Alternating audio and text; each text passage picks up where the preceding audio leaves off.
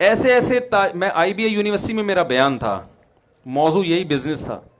تو میں نے ان کو ایک بات بتائی، میں نے کہا بہت معذرت کے ساتھ، اچھا میں ایک پٹھان کو لے گیا اپنے ساتھ، وہ بیچارہ کچرا چنتے چنتے نا کروڑپتی بن گیا.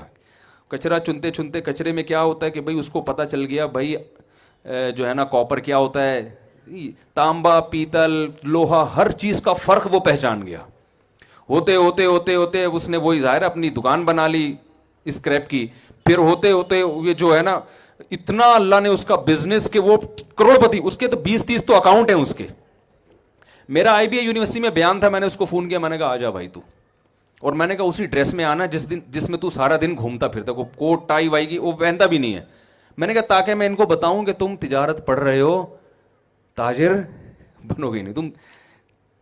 تاجر ایسے بنتے ہیں جیسے یہ بنا ہے. تو وہ آگے اپنے وہ جیسے نارمل ڈریس میں بیچارہ سیدھا سادہ سا پٹھان، ایک شلوار کا پائنچا یہاں، دوسرا پائنچا یہاں آ گیا. میں نے کہا بتاؤ یار، میں نے یونیورسٹی کے لڑکوں کے سامنے اس کو کھڑا کیا. میں نے کہا آپ کیا سمجھتے ہیں یہ کیا ہے؟ انہوں نے کہا ایسے ہی بیچارہ سیدھا سادہ سا کوئی ہوگا، ان کے خیال میں کہیں چوکیداری کر رہا ہوگا. میں نے کہا بھائی اس کی اتنی چیک بکیں ہیں نا کہ اس کو گننے کے لیے ایک بندہ چاہیے. ٹھیک ہے، گاڑیاں ہی ایسے بدلتا ہے جیسے آپ پینٹ بدلتے ہو. اور میں نے کہا شروع اسکول کتنا پڑھا ہے؟ ایک جماعت بھی اسکول میں نہیں پڑھا ہوا. صرف محنت، ایمانداری، جو ٹائم لوگوں کو پیمنٹ کا دے رہا ہے اس میں 1 سیکنڈ بھی آگے پیچھے نہیں. میں نے اس کو 8 بجے کا ٹائم دیا تھا پہنچنا ہے، میں تھوڑا لیٹ ہو گیا، وہ ٹائم سے پہلے پہنچا ہوا تھا. تو میں نے کہا آپ لوگ جو بزنس پڑھ رہے ہیں نا تو یہ ذہن میں رکھیں آپ بزنس کے علاوہ دنیا کا ہر کام، بول لو نا بھائی، یہ ماہرین کہتے ہیں، میں تو مولوی آدمی، میں کیا ایسی باتیں کر سکتا ہوں، لیکن ہم نے ماہرین سے سنا ہے کہ جو بزنس پڑھتا ہے وہ دنیا میں بزنس کے علاوہ دنیا کا ہر کام، بولو نا بھائی کیا ہو گیا؟ آپ کے فائدے کی باتوں کے لیے میں بیٹھا ہوں، یہ پہلے بتا دوں میں آپ کو. تو ہم دنیا میں جہاں بھی گئے، میں ملیشیا گیا، وہ میں نے پٹھان تاجر دیکھے، سیدھے سادے پہاڑوں کے رہنے والے، کروڑوں میں کھیل رہے ہیں. وہ لنکاوی جزیرہ سنا ہوگا آپ نے، وہاں ایک بہت بڑا تاجر ہے. میں اس لیے زیادہ نہیں قریب جا رہا کہ وہ کہے گا یار ہمارے سارے راز فاش کر رہے ہو آپ مجھ سے بیٹھ کے. یار تم یہاں تک کیسے پہنچے؟ تمہارے ہوٹل ہیں، تم اتنی ارننگ کیسے کر رہے ہو؟ بھائی ہم تو ایسے ہی آئے تھے بھگوڑے، کچھ تھا نہیں پاکستان میں، ہمیں مل نہیں رہا تھا، یہاں بھگا دیا. تو یہاں ہم نے جس چیز میں ہمیں لگانا کہ اسے خرید کے بیچنے میں کچھ پروفٹ ہے، وہ ہم نے وہ کام کیا. اور 8-10 سال میں اتنا تجربہ ہو گیا کہ آج اتنے بڑے بڑے ان کے ڈاکٹر ذاکر نائک ان کے ہوٹل میں جا کے ٹھہر رہے ہیں. ٹھیک ہے نا، حضرت مفتی تقی عثمانی صاحب جا رہے ہیں وہاں پہ، ہمیں بلایا اس نے. تو آتا کچھ بھی نہیں ہے. تو پہلے تو میں یہ تجربہ شیئر کرنے کا مقصد یہ ہے کہ اسلام نے بزنس کو اتنا زیادہ فوکس کیوں کیا. اس پہ اور بھی بہت سی آیتیں، حدیث ایک روایت میں آتا ہے رسول اللہ صلی اللہ علیہ وسلم نے فرمایا تسعۃ اعشار الرزق فی امتی فی التجارہ. روایت میں آتا ہے کہ نبی صلی اللہ علیہ وسلم نے فرمایا میری امت کے 10 میں سے 9 حصے رزق اللہ نے تجارت میں رکھا ہے. 10 میں سے 9 حصے کس میں رکھا ہے؟ تجارت میں. ہم کہاں تلاش کر رہے ہیں؟ دوسرے کاموں میں.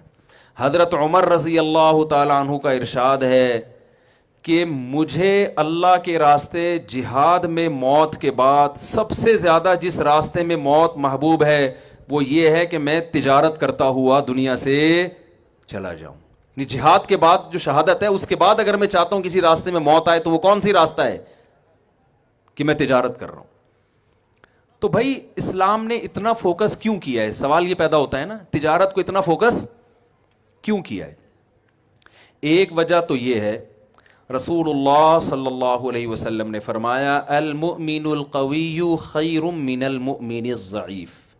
طاقتور مومن اللہ کو کمزور مومن سے زیادہ، بول لینا بھائی کیا ہو گیا، پسند ہے، محبوب ہے.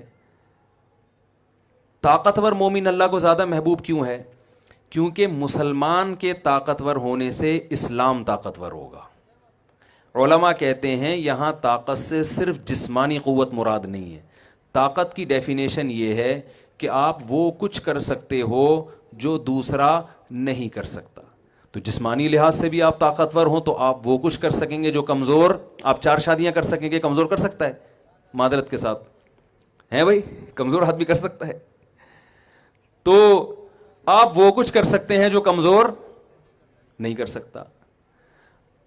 تو جیسے جسمانی طاقت اگر آپ کے پاس ہے تو آپ وہ کچھ کر سکتے ہیں جو کمزور نہیں کر سکتا، تو اسلام یہ چاہتا ہے کہ مسلمانوں کے پاس مالی طاقت بھی دوسروں سے زیادہ ہو. ان الذين كفروا ينفقون اموالهم ليصدوا عن سبيل الله، فرمایا جو کافر ہے وہ اپنا مال خرچ کرتا ہے اسلام کو ختم کرنے کے لیے، اور ایمان لانے والے اپنا مال خرچ کرتے ہیں اسلام کو پھیلانے کے لیے. حضرت مولانا اشرف علی تھانوی رحمہ اللہ تعالیٰ جب ہندوستان میں کسی مسلمان کا اچھا گھر دیکھتے، اچھی گاڑی دیکھتے، تو فرماتے مجھے بڑی خوشی ہوتی ہے، اس لیے کہ مسلمان کے طاقتور ہونے سے ہندوستان میں اسلام کیا ہوگا؟ طاقتور.